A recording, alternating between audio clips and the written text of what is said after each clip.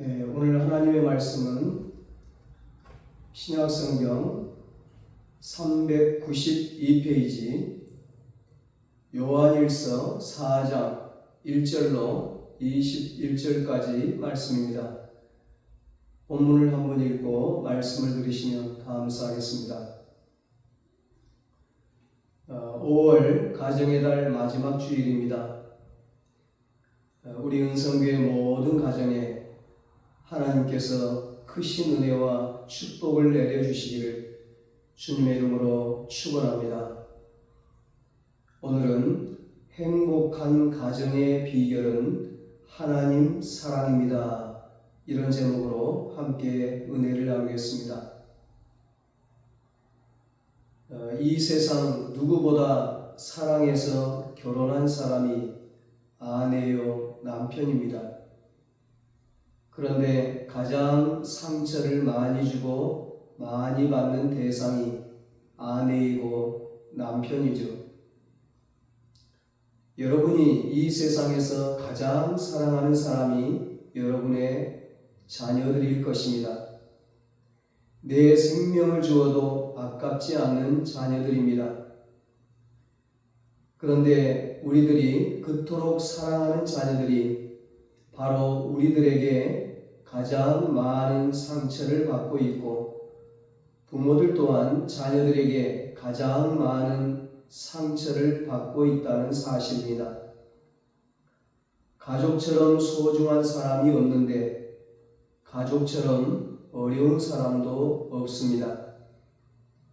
가족처럼 사랑하는 사람이 없는데 가족처럼 상처를 주고받는 사람도 없습니다. 우리가 잘 아는 고린도전서 13장은 사랑장이라고 그러죠. 참 사랑이 무엇인지를 우리에게 말씀합니다. 사랑은 언제나 오래 참고 사랑은 온유하며 시기하지 아니하며 사랑은 자랑하지 아니하며 교만하지 아니하며 무례히 행하지 아니하며 자기의 유익을 구하지 아니하며 성내지 아니하며 악한 것을 생각하지 아니하며 불의를 기뻐하지 아니하며 진리와 함께 기뻐하고 모든 것을 참으며 모든 것을 믿으며 모든 것을 바라며 모든 것을 견디느니라. 아멘. 이렇게 사랑하면 해결되지 않을 부부 문제가 없습니다. 이렇게 사랑하면 어긋날 자녀가 없습니다. 이렇게 사랑하면 행복하지 않을 가정이 없습니다. 그런데 문제는 이렇게 사랑해야 하는 것을 알고 있지만 이런 사랑이 우리 안에 없다는 것입니다. 아무리 노력해도 이런 사랑을 할 수가 없습니다. 잠깐은 될지 몰라도 계속해서 이렇게 사랑하는 것이 불가능합니다. 참다 못해 나중에는 내가 당신을 위해서 얼마나 희생했는지 알아? 내가 얼마나 참고 살았는지 알아? 그러면서 폭발해버립니다. 몇 달 또는 몇 년 동안 쌓아올린 사랑의 공든탑이 한순간에 무너집니다. 이것이 우리의 실상입니다. 그리고 이것이 우리의 아픔입니다. 그러나 이런 사랑이 불가능한 것은 아닙니다. 성경이 우리에게 이런 사랑을 하라고 말씀하시는 이유는 우리가 이런 사랑을 할 수 있기 때문입니다. 어떻게 이런 사랑이 가능합니까? 참 사랑이신 예수님께서 우리 안에 들어오시면 됩니다. 예수님의 사랑은 어떤 사랑입니까? 예수님의 사랑은 죄인을 사랑하시는 사랑입니다. 죄인임에도 불구하고, 아니 죄인이기 때문에 사랑하셨습니다. 그 사랑 앞에 수많은 사람들이 자신들의 죄를 회개했습니다. 이전에 악한 일을 버리고 새로운 사람이 되었습니다. 사랑이 사람을 변화시키는 것입니다. 사랑에도 없어지지 않는 허물과 약점이 있습니다. 사랑에도 고쳐지지 않는 습관이 있습니다. 그러나 예수님의 사랑이 우리 안에 있으면 그것이 문제가 되지 않습니다. 사랑하는 사람이 아름답게 변할 미래를 소망하지만 그 미래의 모습을 사랑하는 것이 아니라 허물 많고 약할지라도 바로 지금의 모습을 사랑하기 때문입니다. 모든 사람에게는 배우자를, 부모님을, 자식을, 형제자매를 사랑하기 힘든 이유가 있습니다. 그러나 참 사랑이신 예수님을 마음에 모신 사람은 그럼에도 불구하고 사랑합니다. 그래서 예수님을 믿는 사람은 수많은 갈등과 어려움이 있어도 그 모든 것을 이기고 행복한 가정을 이루게 됩니다. 여러분, 예수님의 사랑은 어떤 사랑입니까? 예수님의 사랑은 생명을 주는 사랑입니다. 로마서 5장 8절에 말씀합니다. 우리가 아직 죄인 되었을 때에 그리스도께서 우리를 위하여 죽으심으로 하나님께서 우리에 대한 자기의 사랑을 확증하셨느니라. 아멘. 의인이 아닌 죄인인 우리를 사랑하시고 죄인인 우리를 위해 예수님께서 십자가에 못 박혀 죽으셨다고 말씀합니다. 그렇습니다. 예수님의 사랑은 생명을 주는 사랑입니다. 생명을 주는 사랑은 모든 것을 주는 사랑입니다. 희생의 사랑입니다. 사랑의 본질은 주는 것입니다. 남편을 사랑한다면 내 젊음도, 내 꿈도, 내 인생도 남편에게 주는 것입니다. 아내만 그런 것이 아닙니다. 남편도 아내에게 자신의 모든 것을 주어야 합니다. 아내를 위해서라면 생명까지 주어야 하는 것이 남편입니다. 성경은 남편이 아내를 어떻게 사랑해야 하는지 분명하게 말씀하고 있습니다. 에베소서 5장 25절입니다. 남편들아, 아내 사랑하기를 그리스도께서 교회를 사랑하시고 그 교회를 위하여 자신을 주신같이 하라. 아멘. 사람들은 자신을 위해 상대편에게 희생을 요구합니다. 남편이 아내를 위해 희생하든지 아내를 위해 남편이 희생하든지 둘 중에 어느 한쪽이 희생해야 한다고 말합니다. 그러나 성경은 그렇게 말씀하지 않습니다. 둘 다 희생하라고 하십니다. 왜냐하면 이제는 한 몸이기 때문입니다. 이기적인 우리가 어떻게 서로를 위해 생명을 줄 수 있습니까? 나의 유익을 위해 사랑하는 우리가 어떻게 자신을 온전히 희생할 수 있습니까? 예수님이 답입니다. 우리를 위해 생명을 버리신 예수님의 사랑이 우리 안에 거할 때 우리는 생명을 다해 배우자를 사랑할 수 있습니다. 그리고 그 사랑 안에서 부부가 그리고 우리 가정이 참된 행복을 누리게 됩니다. 여러분, 예수님의 사랑은 어떤 사랑입니까? 예수님의 사랑은 영원토록 변하지 않는 사랑입니다. 누구에게나 한때는 모든 것을 바쳐 사랑했던 시절이 있습니다. 자신의 모든 것을 희생하고도 기쁘고 행복했던 시절이 있습니다. 문제는 그 사랑이 변한다는 것입니다. 이 세상에 변하지 않는 사랑은 없습니다. 왜냐하면 사람이 변하기 때문입니다. 변하지 않는 사랑은 예수님의 사랑입니다. 하나님의 사랑입니다. 히브리서 13장 5절에 말씀합니다. 내가 결코 너희를 버리지 아니하고 너희를 떠나지 아니하리라. 아멘. 가난해지고 병들고 나이가 들어도 예수님은 우리를 떠나지 않습니다. 우리가 실패하고 실수하고 허물이 많다 할지라도 하나님은 우리를 떠나지 않습니다. 우리를 향한 예수님의 사랑은 한결같습니다. 우리를 향한 하나님의 사랑은 영원합니다. 이 세상에서 주님의 사랑을 끊을 수 있는 것은 아무것도 없습니다. 로마서 8장 38절로 39절에 말씀합니다.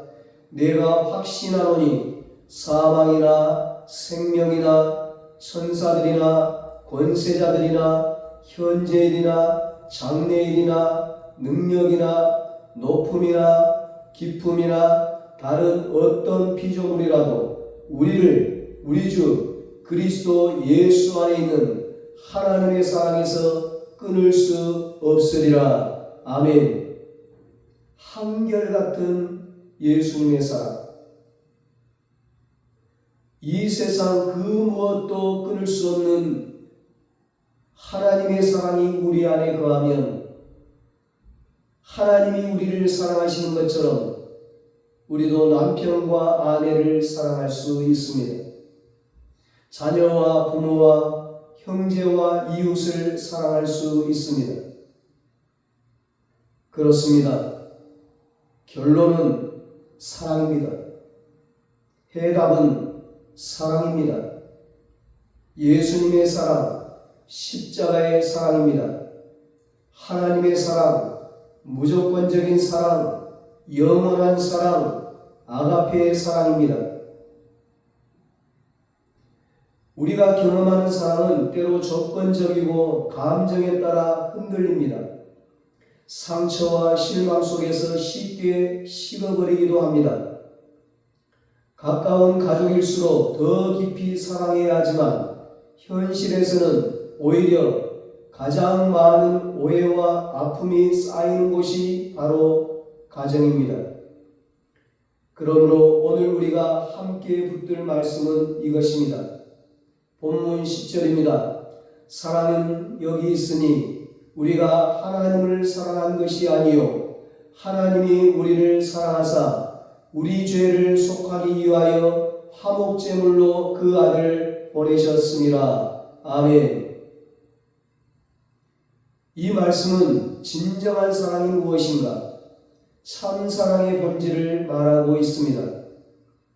그리고 이 사랑은 단순한 이론적 개념이 아니라 우리의 삶과 가정 안에서 반드시 경험되고 흘러가야 할 복음의 핵심입니다. 사랑의 출발이 인간이 아닌 하나님이시라는 겁니다.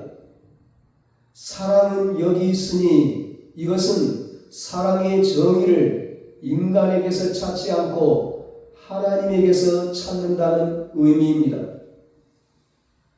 우리가 하나님을 사랑한 것이 아니요 하나님이 우리를 사랑하사 말씀합니다.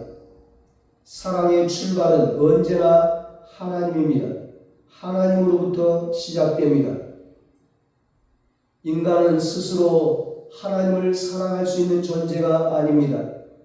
죄로 인해 하나님을 떠났고 오히려 하나님을 거부하는 존재였습니다. 그러나 하나님께서 먼저 우리를 사랑하셨습니다. 죄인인 우리를 사랑하셨습니다. 이것이 복음의 출발점입니다. 우리는 상대가 변해야 내가 사랑할 수 있다고 생각합니다. 그러나 성경은 정반대로 말합니다. 하나님이 먼저 사랑하셨습니다. 가정도 마찬가지입니다. 누가 먼저 사과할 것인가, 누가 먼저 손을 내밀 것인가를 계산하기 시작하면 관계는 회복될 수 없습니다. 그러나 하나님이 우리를 먼저 사랑하셨다는 사실을 붙들면 우리는 먼저 사랑할 수 있는 용기를 얻게 됩니다. 하나님과 원수되었던 우리를 화목시키려고 십자가에서 화목제물이 되신 예수님이 관계 회복의 중심입니다. 오늘 본문은 하나님의 사랑의 내용을 구체적으로 설명합니다. 10절에 우리 죄를 속하기 위하여 화목제물로 그 아들을 보내셨음이라 말씀합니다. 여기서 화목제물은 헬라어로 힐라스모스라고 하는데 이것은 하나님의 진노를 만족시키고 관계를 회복시키는 제사를 의미합니다.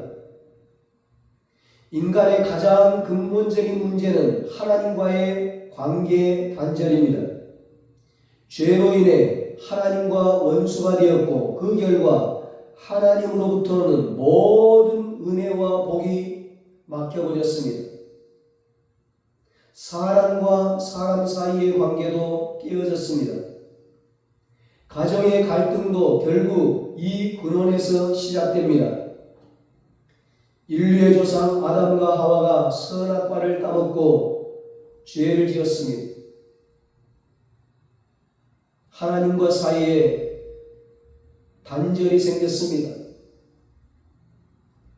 죄를 짓고는 서로 상대방에게 죄를 떠넘기며 갈등하고 싸웁니다.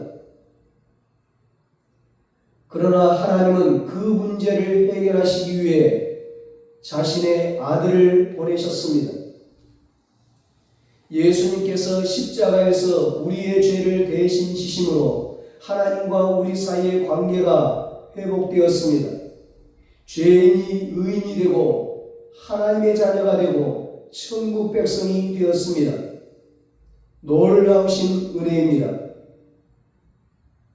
여러분, 가정의 회복도 이 원리에서 시작됩니다. 인간적인 노력으로는 관계를 완전히 회복할 수 없습니다. 그러나 예수님의 십자가를 바라볼 때 우리는 용서할 수 있는 힘을 얻습니다. 내가 받은 용서를 생각하면 상대를 용서할 수 있게 됩니다. 이것이 화목의 복음입니다.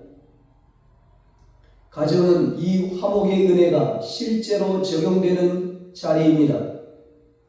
어떻게 적용됩니까? 하나님께 받은 사랑을 실천하는 것입니다. 사랑은 받은 은혜를 흘려보내는 삶입니다. 11절에 말씀합니다. 사랑하는 자들아, 하나님이 이같이 우리를 사랑하셨은즉 우리도 서로 사랑하는 것이 마땅하도다. 아멘. 사랑은 내가 만들어내는 것이 아니라 흘려보내는 것입니다. 하나님께 받은 사랑이 우리를 통해 다른 사람에게 전달되는 것입니다. 가정에서 사랑이 식어가는 이유는 사랑이 부족해서가 아니라 받은 사랑을 흘려보내지 않기 때문입니다. 우리는 이미 하나님의 사랑을 충분히 받았습니다. 문제는 그 사랑이 막혀 있다는 것입니다. 특히 가족관계에서는 이 흐름이 쉽게 막힙니다. 가까운 사이일수록 기대가 크고 실망도 크기 때문입니다. 그러나 복음은 기대가 아니라 은혜를 기준으로 관계를 보게 합니다.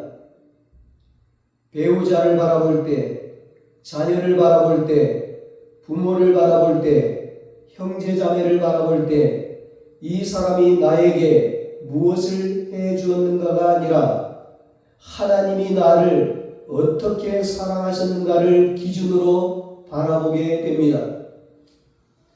그때 사랑은 다시 흐르기 시작합니다. 5월 가정의 달은 단순한 기념의 시간이 아니라 회복의 시간입니다. 특히 이 말씀은 우리에게 화목이라는 은혜를 다시 붙들게 합니다. 혹시 가정 안에 아직 풀리지 않는 갈등이 있습니까? 말하지 못한 상처가 있습니까? 마음속에 쌓여있는 서운함이 있습니까? 그렇다면 오늘 이 말씀 앞에 서야 합니다. 하나님이 우리를 위해 하나밖에 없는 독생자 외아들을 보내셨다는 사실을 깊이 묵상해야 합니다. 그 사랑 앞에서 우리는 어느 누구도 더 이상 정죄할 수 없습니다. 화목은 감정이 아닌 결단입니다. 용서하고 이해하려 하고 다시 관계를 이어가려는 결단과 선택입니다. 그리고 그 결단과 선택은 내 힘으로 되는 것이 아닙니다. 성령님의 도우심으로만이 가능합니다. 스가랴 4장 6절에 말씀합니다.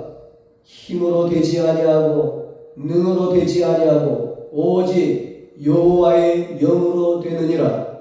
성령의 도우심으로 되느니라. 성령의 권능으로 되느니라. 성령의 역사로 되느니라. 아멘. 다음 주에 우리가 성령 강림절로 지킵니다. 성령이 임하고 성령 받고 성령이 역사하니까 성령의 권능을 받으니까 삶 가운데 놀라운 역사가 일어났습니다.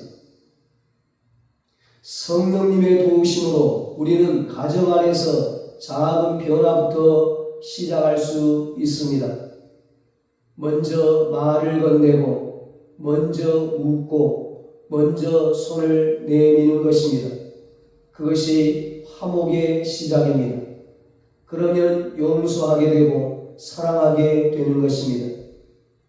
가정에서 하나님의 사랑이 회복될 때 그 가정은 하나님 나라를 드러내는 통로가 됩니다. 오늘 우리가 읽은 이 요한일서 4장 말씀은 사랑의 본질을 분명히 보여줍니다. 사랑은 우리가 시작한 것이 아니라 하나님이 시작한 것입니다. 그리고 그 사랑은 예수 그리스도의 십자가를 통해 완전히 드러났습니다. 우리는 그 사랑을 받은 자들입니다. 이제 그 사랑을 가정 안에서 공동체 안에서 실천해야 합니다. 그 사랑을 흘려보내야 합니다. 화목의 복음을 붙들고 용서와 사랑으로 관계를 회복해야 합니다. 11절에 하나님이 이같이 우리를 사랑하셨은즉 말씀했는데 여기서 이같이라는 말은 앞구절에서 말한 것처럼 하나님께서 독생자를 보내셔서 우리를 살리신 사랑을 가리킵니다. 바로 십자가의 사랑입니다. 그 사랑을 받은 자에게 요구되는 것은 분명합니다. 우리도 서로 사랑하는 것이 마땅하다는 것입니다. 여기서 마땅하다는 것은 선택이 아니라 반드시 그래야 한다는 뜻입니다.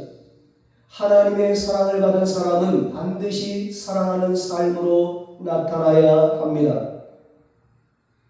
12절에서 어느 때나 하나님을 본 사람이 없으되 우리가 서로 사랑하면 하나님이 우리 안에 거하신다고 말합니다. 영이신 하나님을 육신의 눈으로 볼 수 없습니다. 그러나 보이지 않는 하나님이 성도의 사랑을 통해 드러난다는 뜻입니다. 또한 그의 사랑이 우리 안에 온전히 이루어진다고 말합니다. 하나님의 사랑은 머리로 아는 것으로 완성되지 않습니다. 서로 사랑할 때 완성됩니다. 사랑을 실천하고 흘려보낼 때 완성됩니다. 하나님의 사랑은 받는 것으로 끝나지 않고 사랑하는 삶으로 완성됩니다. 가정의 달 5월에 우리 모든 가정이 다시 사랑의 근원으로 돌아가서 하나님이 먼저 사랑하신 그 사랑이 가정 안에 충만히 흐르기를 축복합니다. 사랑으로 상처가 치유되고 관계가 회복되고 기쁨과 화평이 다시 살아나는 행복한 가정이 되어서 하나님께서 우리의 가정을 화목의 통로, 축복의 통로로 사용하시기를 예수님의 이름으로 축원합니다. 기도하겠습니다. 하나님 아버지, 죄인인 우리를 먼저 사랑해 주셔서 감사합니다. 우리를 사랑해 주셔서 우리의 죄를 용서해 주시고 우리를 하나님의 자녀로 삼아주시고 천국 백성으로 삼아주시니 감사합니다. 하나님으로부터 놀라운 사랑을 받은 우리가 이제는 그 사랑을 실천하며 흘려보내게 하여 주시옵소서. 특별히 5월 가정의 달에 우리 모든 가정이 먼저 사랑의 근원으로 돌아가서 하나님이 먼저 사랑하신 그 사랑이 우리 가정 안에 충만히 흐르게 하여 주시옵소서. 그래서 사랑으로 상처가 치유되고 관계가 회복되고 기쁨이 다시 살아나는 행복한 가정들이 되게 하여 주시옵소서. 그래서 우리의 가정이 화목의 통로로 축복의 통로로 귀하게 쓰임받게 하여 주시옵소서. 이제는 우리 주 예수 그리스도의 무한하신 은혜와 하나님 아버지의 사랑하심과 성령님의 이루하시고 교통하시고 영원토록 함께 하시는 은혜가 하나님의 사랑을 받은 우리가 사랑의 삶을 삶으로 우리의 가정이 행복한 가정이 되고 축복의 통로가 되기로 다짐하는 사랑하는 모든 성도들과 저들의 가정과 자녀들과 사업과 직장 위에 이 나라 이 민족 위에 이제로부터 영원토록 함께 있을지어다. 아멘.